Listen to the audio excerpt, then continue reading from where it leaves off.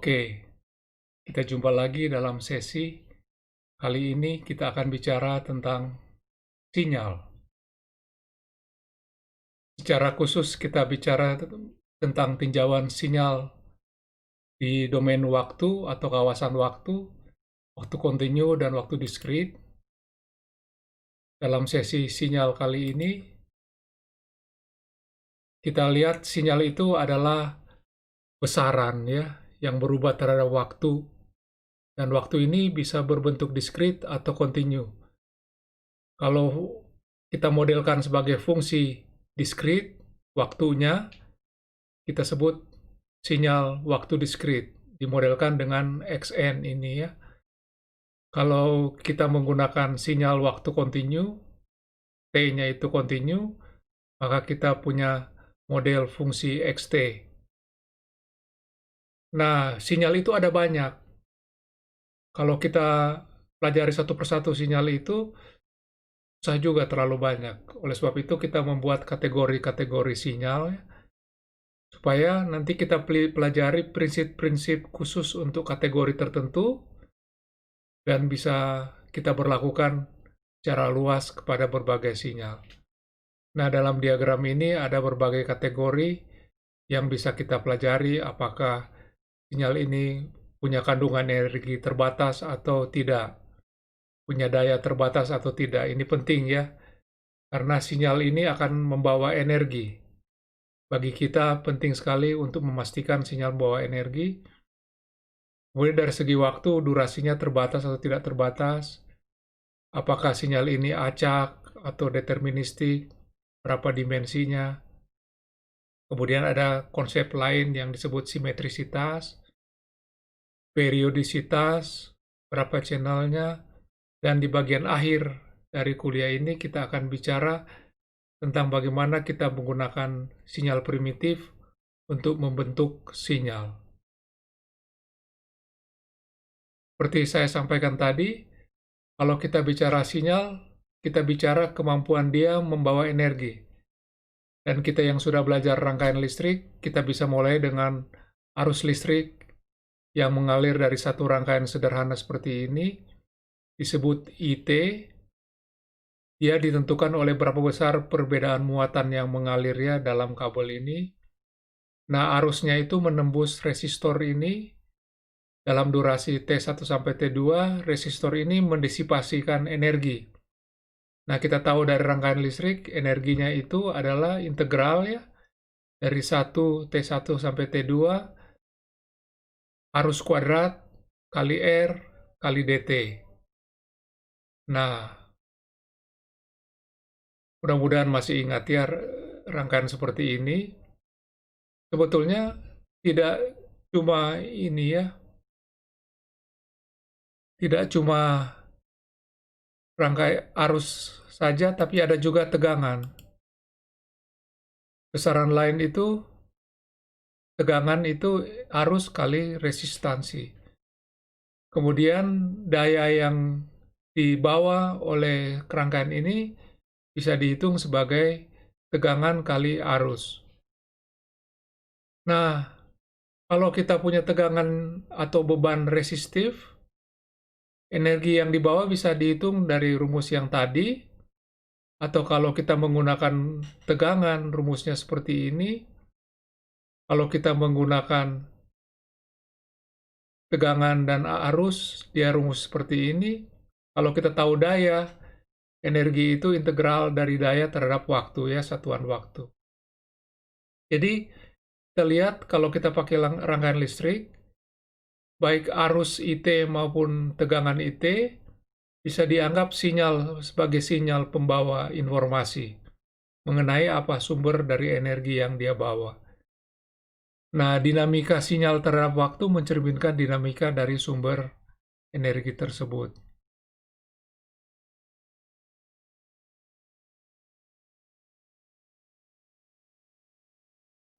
Dengan modal ini, kita bisa merumuskan atau mendefinisikan sinyal waktu kontinu ya.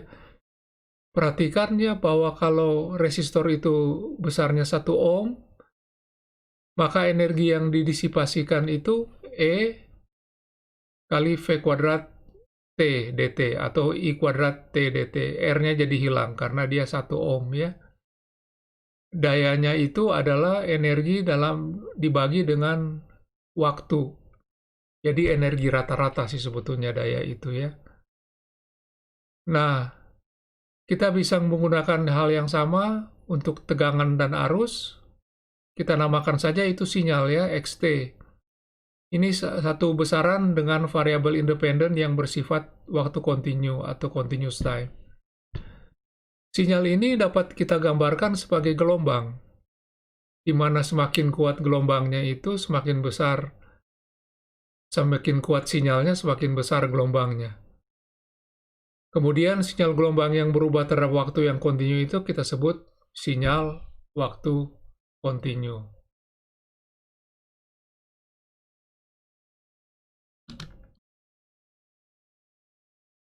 Nah, secara umum, sinyal waktu kontinu kita modelkan sebagai fungsi xt, yaitu besaran yang berubah terhadap waktu kontinu t ya.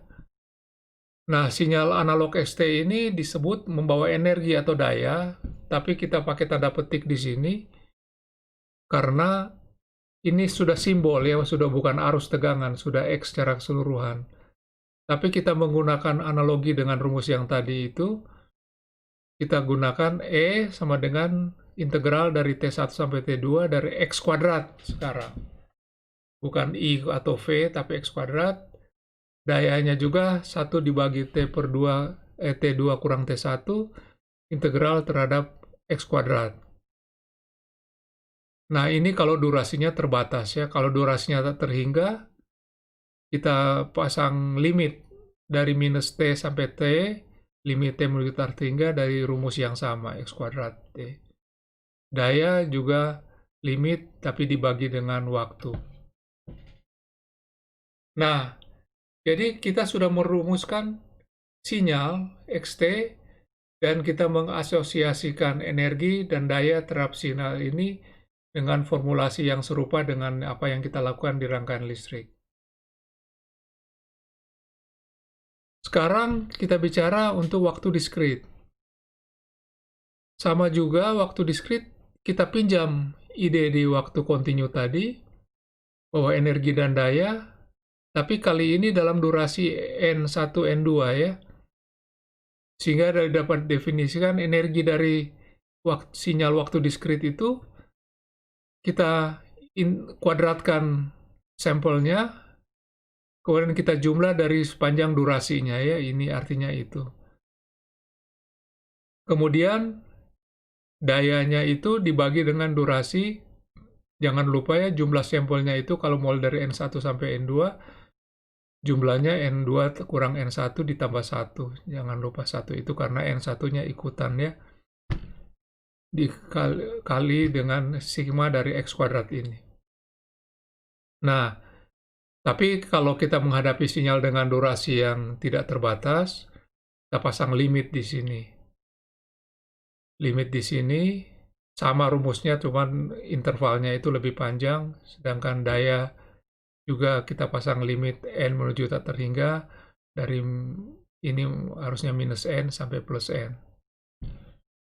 Oke, jadi kita sudah merumuskan sinyal waktu diskrit, sinyal waktu kontinu, dan besaran energi, dan besaran daya. Nah, untuk memudahkan perhitungan daya, kita bisa menggunakan besaran namanya root mean square. Sebetulnya root mean square ini didefinisikan mirip seperti daya, tapi akar dari daya ya. Kalau kita perhatikan rumusnya ini akar dari daya. Kemudian untuk besaran yang discrete time juga akar dari daya. Jadi dia itu dirumuskan sebagai square. Jadi root mean square ini rata-rata akar dari rata-rata dari kuadrat. Nah, itu artinya root mean square. Perhatikan bahwa untuk sinyal analog maupun digital berlaku daya itu sama dengan X kuadrat RMS.